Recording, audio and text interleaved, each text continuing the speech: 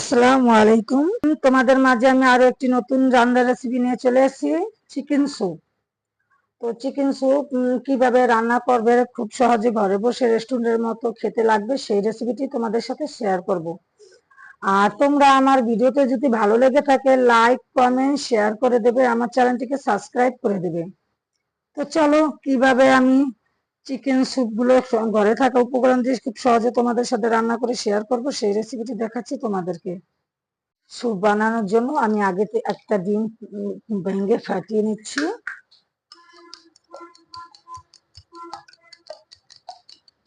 আমার ডিম ফাটা হয়ে গেছে। আমি আরো একটু বাটিতে নিয়ে নেব 1 চামচ, 2,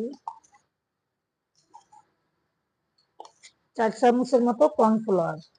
এখন এটাকে গুলিয়ে রেখে দেব। আমি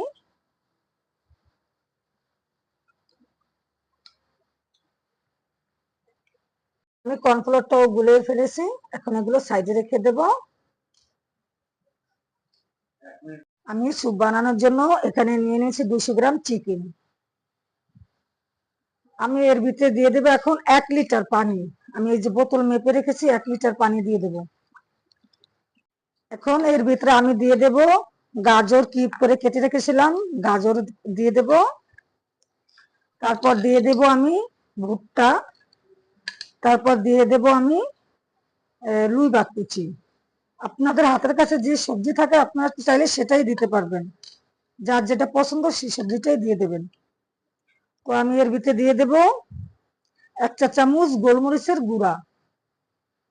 তারপর দিয়ে দেব 1 চা চামচ আদা রসুন বাটা। তারপর দিয়ে দেব হাফ চা চামচ লবণ। এখন আমি এর ভিতরে দিয়ে দেব তেল। চিকেনের গায়ে যদি ফ্যাট থাকে, যদি তেল থাকে, তাহলে তেলটা দেওয়ার দরকার নেই। আমার চিকেন গায়ে কোনো তেল ছিল না, এই কারণে আমি তেল দিয়ে দিয়েছি। এখন ঢেকে রেখে দেবো 15 মিনিটের জন্য। দিয়ে আসলাম 15 মিনিট পর, ঢাকনাটা উঠিয়ে আমি এখন চিকেনটাকে উঠিয়ে নেব। চিকেনটা হয়ে গেছে। এখন যে চিকেনের স্টকটা, এটা আমি ঢেকে রেখে দেবো, কারণ এটা আমার স্যুপ বানানোর কাজে লাগবে। চিকেনটাকে আমি এইভাবে চেড়ে নিয়েছি কাঁটা চামচের সাহায্যে। আপনারা চাইলে চাকুর সাহায্যে বা হাতেও চিড়ে নিতে পারেন। এখন আমি এগুলো দিয়ে দেবো সেই চিকেনের পানির ভিতরে স্যুপ বানানোর জন্য। এখন আমি চিকেন গুলো দিয়ে দেবো সেই স্যুপের মিশ্রণের ভিতরে। এই যে চিকেন গুলো দিয়ে দিলাম।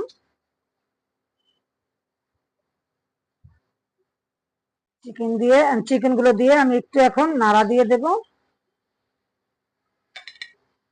আমি এর ভিতরে এখন দিয়ে দেব 2 টেবিল চামচ, 2 চা চামচ সয়া সস। তারপর দিয়ে দেব 2 চা চামচ টমেটোর কেচাপ।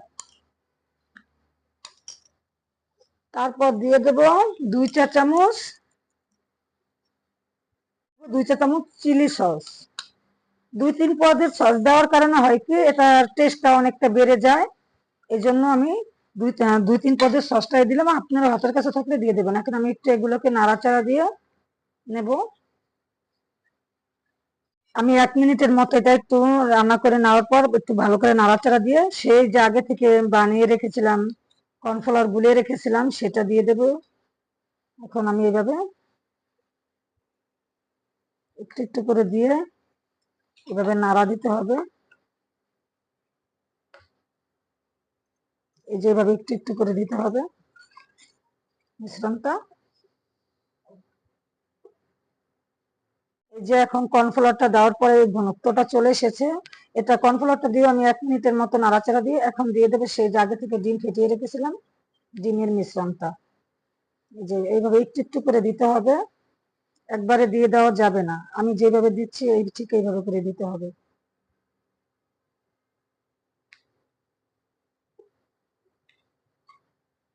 দেখছেন প্রায় আমার স্যুপটা এখন রান্না হয়ে গেছে।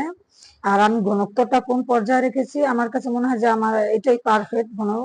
আপনারা চাইলে আরো ঘন বা যদি মনে করেন যে না বেশি ঘন হয়ে গেছে, তাহলে পাতলা করে নিতে পারেন বা এর চেয়ে ঘন করে নিতে পারেন আপনাদের পছন্দ মতো। কিন্তু আমার কাছে এই ঘনত্বটাই মানে ঠিক আছে। এই যে এর ভিতরে দিয়ে দিলাম একটুখানি টেস্টিং সল্ট। এটা পুরোই অপশনাল, আপনারা চাইলে দিতে পারেন, আমি দিয়েছি। আর না চাইলে না দিতে পারেন, আমি দিয়েছি। এটা দিলে একটু টেস্টটা আরো ভালো হয় এই কারণে। এখন আমার স্যুপটা রান্না হয়ে গিয়েছে। এখন আমি এটাকে নামিয়ে নেব। দেখুন, ভিতরে স্যুপের ভিতরে আমি একটু লেবু রস দিয়ে দেব। আর লেবু রসটা কিন্তু অবশ্যই চুলা থেকে নামিয়ে দিতে হবে, চুলার থাকা অবস্থায় দিবেন না। লেবু রসটা দিলে একটু ফ্লেভারটা অনেক সুন্দর আসে স্যুপের। আমরা রেস্টুরেন্টে খেতে গেলেও দেখবেন একটু লেবু রস দিয়ে দেয়, এটা গরম থাকা অবস্থায় দেওয়া যাবে না। এখন স্যুপগুলোকে আমি আপনাদেরকে বেড়ে পরিবেশন করে দেখাবো, যে বাটিতে বেড়ে নিয়ে দেখাচ্ছি। দেখছেন পারফেক্ট আছে একেবারে। আমি স্যুপ গুলো বাটিতে বেড়ে নিলাম। এই যে দেখুন, অরিজিনাল লুক স্যুপের কি সুন্দর হয়েছে।